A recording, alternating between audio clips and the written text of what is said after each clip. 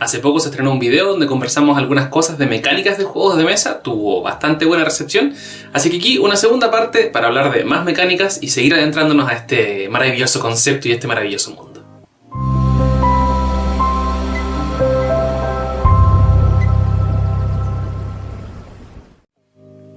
Sigo aquí con mi ayuda de memoria, esta vez el computador, no tengo nada impreso para tener mejor movilidad para mostrarles algunos juegos.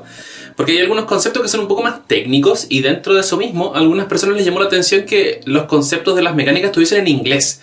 Y eso no es aleatorio porque también un desafío muchas veces a la hora de traducir un juego del inglés al español o de cualquier idioma en realidad al español o también de cualquier idioma a otro cualquier idioma tiene que ver con cómo uno entiende algunos conceptos y aparecen algunas barreras idiomáticas, como el ejemplo de robar una carta, el concepto de draw, que draw no es steal, es distinto, y también se repite un poco con el ejemplo con barajar o revolver. Son conceptos bien interesantes, pero podemos discutirlos en otra ocasión. Tiene un porqué, valga la redundancia, a por qué me refiero desde su concepto en inglés y después una pequeña traducción al español. Y algunas que son un poco más traducibles como negociación o deducción que las vamos a estar viendo.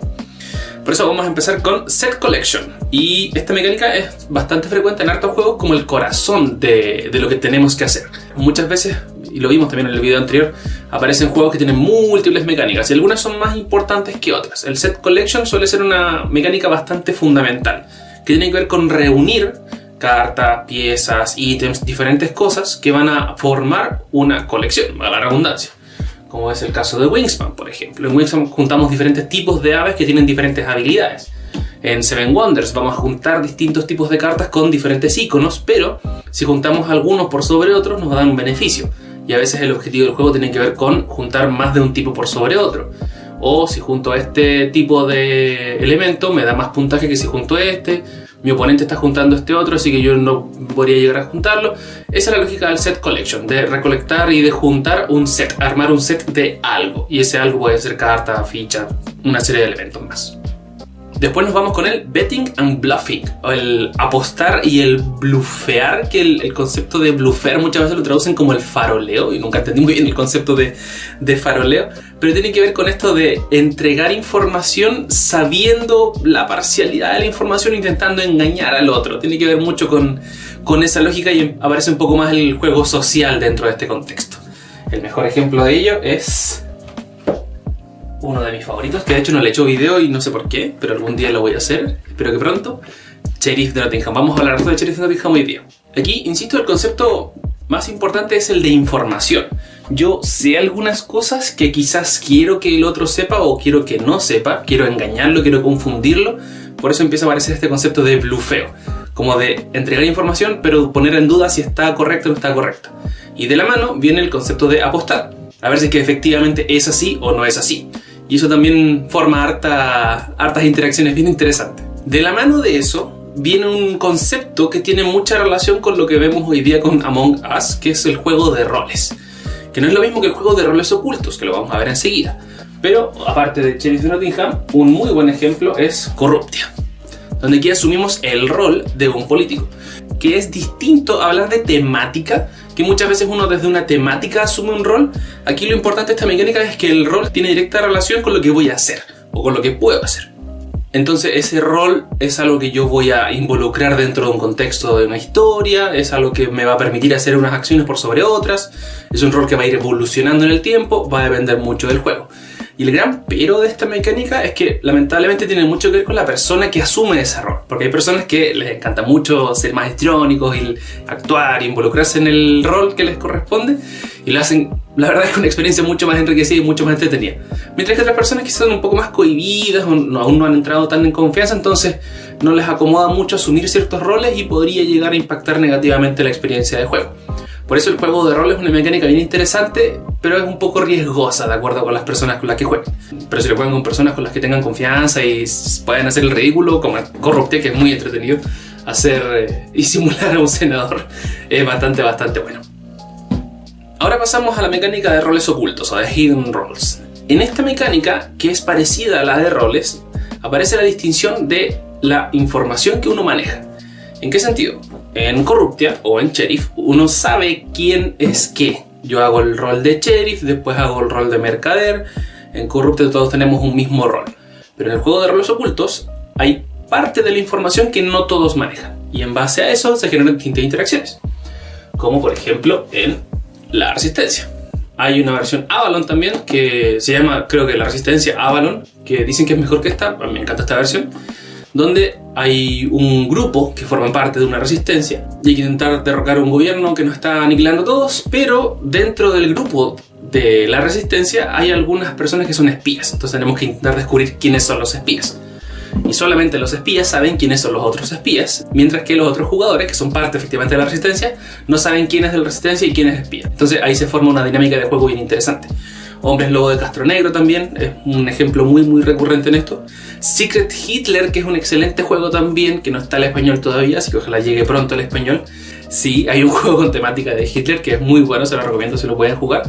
No es tan dependiente del idioma, pero también es un juego como muy escaso para encontrarlo, así que si lo ven por ahí, adquiéralo. Muy bueno, sobre todo si les gusta el tema de los roles ocultos. La siguiente igual es una mecánica bien interesante porque está bastante enfocada en juegos un poco más infantiles, pero que también podemos encontrar en juegos para adultos, que es la de apilar y balancear, o stacking and balancing. Y si les hablo de equilibrar y balancear, no podemos pensar en otro juego que no sea Reino Hero. Pero también hay otros ejemplos, como Super Reino Hero. No, también está John Kart y hay otros juegos más, también Tuki, creo que es un juego que salió hace poquito, donde efectivamente el desafío aquí tiene que ver con algo un poco más motriz. En este tipo de juegos muchas veces van a haber gente ya de pie, no van a estar muy sentadas, o pueden empezar cómodas, pero después ya empiezan a ponerse un poco más en serio y aparece este concepto de equilibrio, de balancear. No solamente cartas, sino que diferentes objetos, piezas, algunas más grandes, otras más pequeñas, unas más fáciles, otras más difíciles, pero ahí la esencia del juego tiene muchas veces que ver con al que se le cae pierde. Es como la noción básica del balancing and stacking. Pero también lo podemos ver en juegos como Animal sobre Animal, por ejemplo. Y que incluso Animal sobre Animal, que no lo tengo aquí en mi poder, pero lo están viendo ahora en pantalla, mezcla el balancing and stacking con una mecánica que era el dice rolling, que vimos en el video anterior, donde yo lanzo un dado y en base al resultado de ese dado voy a hacer una acción relacionada con el balancear y el stackear, no de poner uno por sobre otro. Donde puedo poner un animal, dos animales, entregarle un animal a mi oponente, etc. Entonces ahí volvemos a este concepto de que las mecánicas se juntan y se mezclan y aparecen en diferentes juegos gracias a eso. Una mecánica que me gusta bastante, porque creo que es un poco el corazón de los juegos de mesa modernos, tiene que ver con el concepto de deducción. Y aquí ya empezamos un proceso un poco más de razonamiento y empieza a ser más entretenido porque es un desafío más cognitivo, más que de habilidad o de competencia, sino que empezamos aquí un poco más a pensar, a razonar. Las escape rooms son el mejor ejemplo de ello, como por ejemplo Escape Tales, El Despertar, un muy buen ejemplo que, insisto, tiene mucho de narrativa, tiene mucho de storytelling, donde uno es parte de, pero la resolución de puzzles o de desafíos es también parte fundamental del juego. Algunos más que otros, como por ejemplo en Unlock, donde también tenemos esta lógica de escape room, donde tenemos que deducir información en base a diferentes pistas que nos van entregando. Lo mismo con los Exit, que de hecho también tenemos un video a propósito de Exit, que es muy bueno. Juego avanzado del año del 2018, si no me equivoco, 2017. Estoy un poco ya confundido con las fechas, pero también tienen esta noción de deducir, de pensar, de reflexionar. Y eso también es bien interesante en este tipo de juegos. Sobre todo para quienes quieren quizás desafiarse a sí mismos o demostrar un poco más de conocimiento, más que la capacidad de negociación o de relacionarse con otros. Son muy buenas alternativas. Esta mecánica igual es extraña de traducir porque se llama Push Your Luck, que es como empuja tu suerte, prueba tu suerte, que no es tan relacionada con lo aleatorio, sino que tiene un concepto de saber. ¿En qué sentido? Yo voy a hacer una acción, pero conozco que puede haber un riesgo en esa acción. El mejor ejemplo sería Código Secreto. En Código Secreto yo recibo información, recibo pistas, voy a intentar descifrar dónde están los espías de mi equipo, pero también existe la posibilidad de entregarle un punto al oponente si es que no digo la palabra correcta. Entonces ahí viene el concepto de push your luck, como que sabes que podrías llegar a fallar. Y eso es muy distintivo a un concepto o una mecánica que tenga que ver con la suerte, con lo ve que pasa. Aquí tiene que ver mucho con el ve que pasa, pero sabiendo que puede haber un riesgo detrás. La expansión, o más que la expansión, el elemento de los túneles en Ticket to Ride Europa, por ejemplo, también. Donde tenemos que revelar las 3 primeras cartas de la baraja para poder construir en las rutas que tienen una marca negra alrededor. Y sabemos que puede existir una, dos, tres cartas o cero, idealmente cero, y no vamos a tener que gastar más cartas para poder construir. Si no tengo las cartas no puedo construir la ruta, entonces push your luck, prueba tu suerte. Después seguimos con el trading, y el trading, que es el intercambio, que es bastante interesante porque no es el corazón, o no suele ser el corazón de un juego, pero sí está incorporado en muchos juegos, como por ejemplo Catán, donde vamos a ofrecer madera, arcilla, nadie va a querer su oveja, donde intercambiamos. Ese es el concepto macro. Pero el corazón de Catán no es el intercambio. En Pandemic también podemos intercambiar cartas para poder ponernos de acuerdo donde vamos a resolver tal enfermedad, donde vamos a construir el hospital. Todo eso también tiene que ver con el intercambio. Es bien interesante porque varias veces jugando Ticket to Ride apareció el comentario de ojalá pudiéramos intercambiar cartas, como que me falta una verde y a ti la amarilla, la intercambiamos. La verdad es que si lo hiciésemos sería un juego muy distinto, y quizás está bien así Ticket to Ride sin la opción de intercambio, pero es un elemento interesante.